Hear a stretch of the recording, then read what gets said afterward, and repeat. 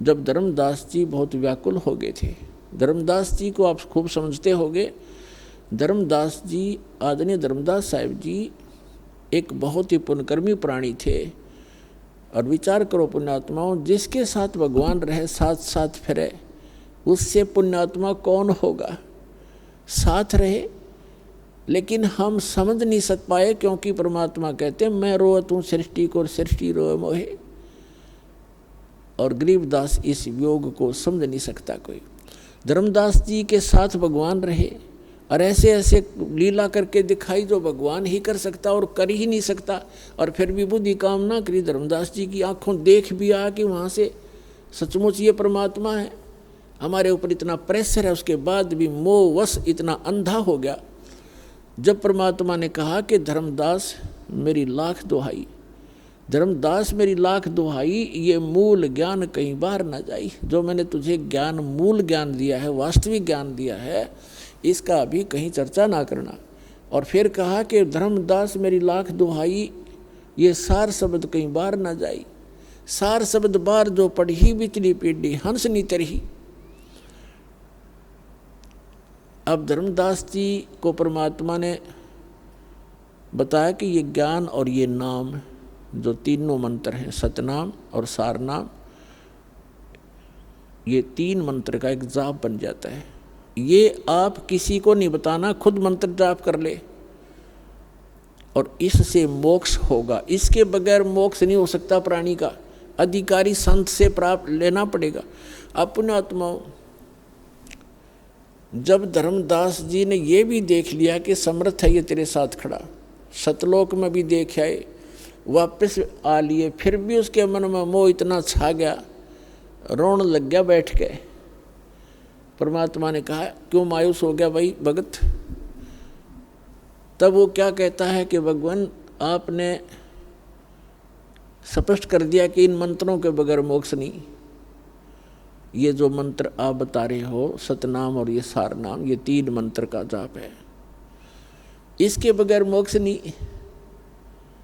और ये मेरे बच्चे, आपने मेरे को 42 पीढ़ी का जो है ना वरदान दे दिया, 42 पीढ़ी मेरा वंश चलेगा, तो मेरे बच्चे पार कैसे होंगे। यूं कहकर रोने लग गया। तब परमात्मा ने कहा कि धर्मदास तू अंधा मत हो।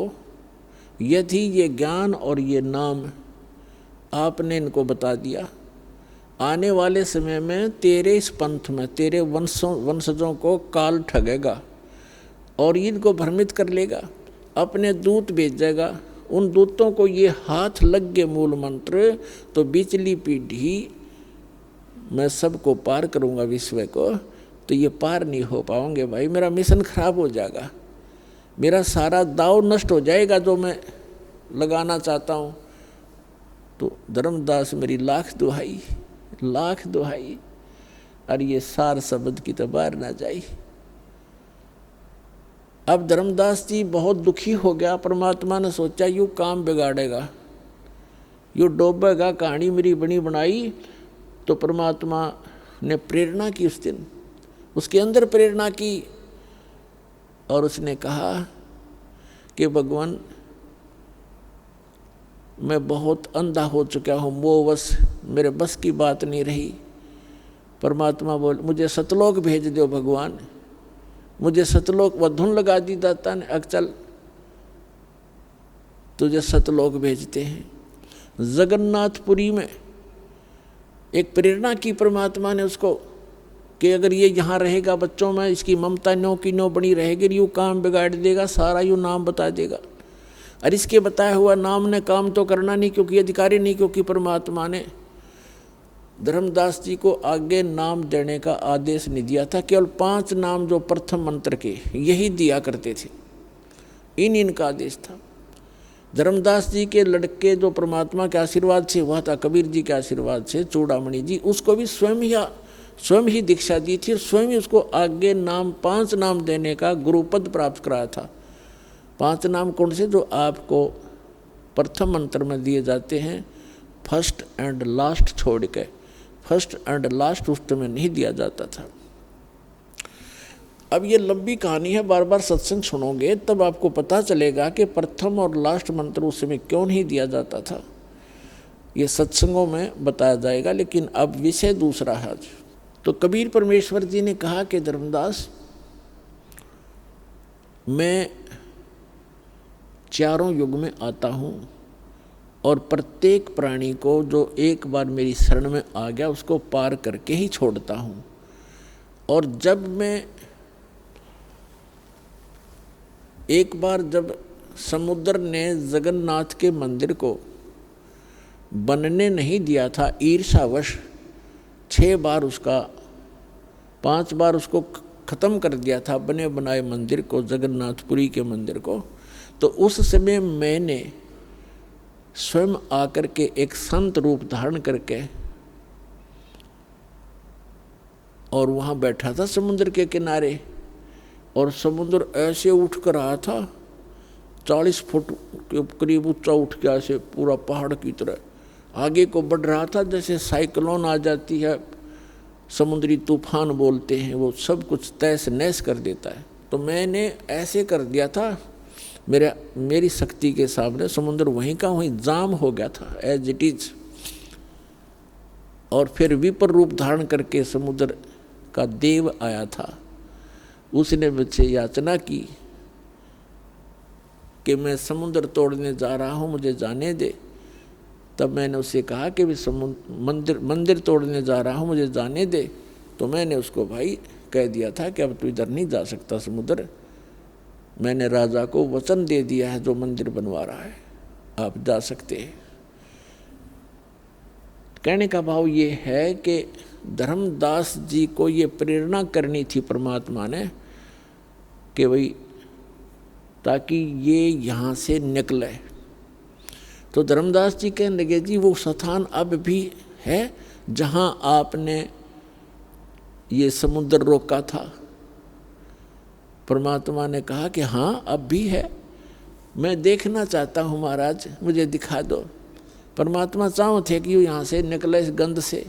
अब वहाँ जाने में यानी बांधवगढ़ से और उड़ीसा जाने के लिए चल पड़े, 3-4 दिन में पहुँचे, जा कर के पैदल चल पड़े। अब वहाँ जा कर के परमात्मा ने ज्ञान दिया, उसको नए सिरे से समझाया कि भले आदमी कहाँ से आया था तू, क्या ये वंशज तेरे साथ रहेंगे? आज ये यहाँ जन्मे हैं, चलो कल इसकी मृत्यु होगी, बनमाने जाके नाइजीरिया में जन्म ले लें, तेरे कहाँ से हो गए भले आदमी? एक लेवा एक देवादूतम, जैसे सुखदेव ऋषि ने अपने पिता व्यास जी से कहा था कि एक लेवा एक देवादूतम, कोई किसी का पिता नहीं पुतम, ऋण संबंध जुड़ा एक ठाठा, अंश में सब 12 बाटा। आज तेरे परिवार है, कल पता नहीं कहाँ जन्म लेंगे। और वो कहाँ है आज? कोई मुसलमान के घर जन्म है, किसी का ईसाई के घर जन्म है, किसी के घर जन्म है, और आज वो तेरे घर आ रहे हैं। उसके बाद आपका संस्कार पूरा करके कोई कहीं जाएगा, कोई कहीं जाएगा, 12 बाट हो जाएंगे। तो समझा नहीं, इतना सारा मन तेरे साथ 50 साल हो गए माथा मारते ने, और तू वहीं का वहीं खड़ा है। जब इतनी दूर पहुंच गया, जब यहाँ से और वहाँ जब ये ज्ञान नए सिरे से सुना तो पहले भी करता, लेकिन 10-20 बार इस सत्संग ने सुनकर ये मन पक जाता है। और न्यू सोचा बस मैंने सब कुछ ज्ञान हो गया, खाक ज्ञान हो गया। इस ज्ञान को तो अंतिम सांस तक आधार बनाना पड़ेगा, सत्संग सुनते रहना पड़ेगा। 4 बात सीख कर वक्ता बन गए, यहाँ से सुनकर आप कहने लगे, बताने लगे, क्योंकि ये ऐसा ज्ञान है, इस ज्ञान को सुनकर आम आदमी प्रशंसा करने लग जाएगा, और वह फिर उसको वो प्रशंसा ले डूबेगी प्राणी को। तो यह प्रभुता की भूख भी जीव का नाश का कारण बन जाती है। धर्मदास ने सोच बैठा था मैंने सारा ज्ञान हो गया, वहाँ जाकर पता चला, कहने लगा जी मैं तो वहीं खड़ा था जहाँ से चला था, आपने मेरी आँख खोल दी भगवान। हे परमात्मा मुझे यहाँ से भेज दो, न मैं भी इस दलदल में फिर फंसूंगा। तब धर्मदास जी ने जीवित समाधि ली वहाँ पर कि मन्नत भेज दो दाता। परमात्मा बोले ठीक है, बैठ इस गुफा में। आगे पत्थर ला दिया, वो तो मालिक ने भेजना ही था, भेज दी उसकी आत्मा। उससे पहले धर्मदास जी को संतुष्ट किया, कहा कि भाई देखो धर्मदास जी को फिर भी रह कर बातें याद आव थी। अग जी दया करियो आप। तो परमात्मा ने कहा था कि धर्मदास जी ने कहा कि भगवान आप कह रहे हो कि बिचली पीढ़ी जब आवेगी, कलयुग 5505 बीत जाएगा, 5505 वर्ष, उस समय बिचली पीढ़ी का समय होगा, तब ये जीव पार होंगे। तब धर्मदास जी ने कहा कि परमात्मा आज तो आप बता रहे हो कि कलयुग डे बाय डे बिगड़ेगी बात सारी, दिन प्रतिदिन लोगों की वृत्ति खराब होती जाएगी कलयुग में, और जब घोर कलयुग आओगा तब तो सब लुटेरे हो जाएंगे, शराबी कवाबी हो जाएंगे।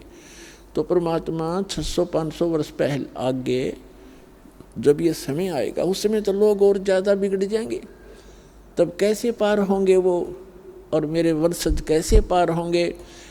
तब परमेश्वर कबीर जी ने कहा था कि भाई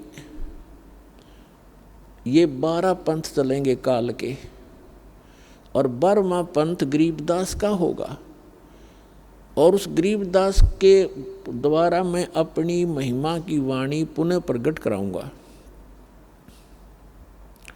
और उस गरीबदास वाले पंथ में आगे चल के धर्मदास मैं स्वयं आऊँगा, और मैं फिर उनको सबको पार करूँगा। बेशक किसी की कैसी ही वृत्ति हो जाएगी, क्योंकि बगैर ज्ञान के तो आत्मा ये जीव गलती पे गलती करता ही रहता है। जब इसको ज्ञान हो जाएगा फिर ये हाथ भी नहीं लाओगा उन बुराइयों को जो भक्ति बाधक होंगी। तो मैं स्वयं जाऊंगा, उन सबको फिर से नए सिरे से ज्ञान दूंगा, और धर्मदास सतयुग जैसा माहौल बनाऊंगा पूरे विश्व में, और मैं सतनाम दूंगा, सारनाम दूंगा, सब शिक्षित करूंगा पहले। और कलयुग इसीलिए बनाया है ये कि इसमें मशीनरी युग होगा, और ऐसे उपकरण बनाए जाएंगे, सबको शिक्षित करूंगा, और फिर मेरे बच्चों को मैं अपनी पहचान कराऊंगा, सब सदग्रंथों से भगवान की महिमा का वर्णन कराऊंगा, और सबको पार करूंगा। तेरे वंशज भी पार हो जाएंगे। तेरे को 42 वंश का आशीर्वाद इसलिए दिया है कि सभी अच्छी आत्माएं तेरे घरों में जन्म लेंगी, और जब वो मेरी शरण में आएंगी, नाम ले लेंगे तो पार होंगे, नाम ना लेंगे तेरे क्या कोई भी पार नहीं होगा। और जब कलयुग 5505 बीत जाएगा, उस समय बिचली पीढ़ी का समय प्रारंभ होगा। उस समय सारे विश्व को पार करूंगा, सतनाम का और सार नाम का सब जगह बोलबाला होगा। जो भी सतनाम और सार नाम को ले लेगा धर्मदास, तेरे वंशज का सारा विश्व पार हो जाएगा। तब धर्मदास ने संतोष हुआ धर्मदास जी को कि भगवान ने कह दिया, यह फाइनल बात है, आप स्वयं आओगे, फिर मुझे क्या चिंता भगवान, मुझे सतलोक भेज दो। अगर मैं वापस चला गया वहाँ पर बांधवगढ़, मैं उस दलदल में फिर फंस जाएगा। उस समय धर्मदास जी की लगभग 118 वर्ष की आयु हो गई थी जब वो सतलोक गमन किया जीवित समाधि देकर। अपने आत्माओं, दास क्या सिद्ध करना चाह रहा है आपको? दास ये सिद्ध करना चाह रहा है कि ये ऐसी अनमोल जड़ी, ऐसा अनमोल ज्ञान और ऐसे ये कारगर मंत्र परमात्मा ने छुपा कर रखे थे आपके लिए। सबसे निकट थे धर्मदास जी, उसको भी आगे प्रतिबंध लगा दिया था कि जिक्र भी ना कर देना इस सतनाम और सार नाम का। जिन भी महापुरुषों को परमात्मा मिले हैं उन सबको मंत्र दिए, लेकिन उनको आगे प्रतिबंध लगा दिया। और वो पक्के दृढ़ भगत थे, जो गुरु जी ने कह दिया फाइनल है, संसार कहीं जाओ, जो गुरु जी का आदेश है वो शिरोधार्य है, सारा संसार एक तरफ और वचन गुरु का एक तरफ। वो ऐसे महापुरुष थे, तभी तो उनको सचखंड ले गए, वापस ले आए, और फिर उनको साथ रहे और भक्ति करो बच्चा, तुम्हें सर्व सुख भी दूंगा, सतलोक ले चलूँगा।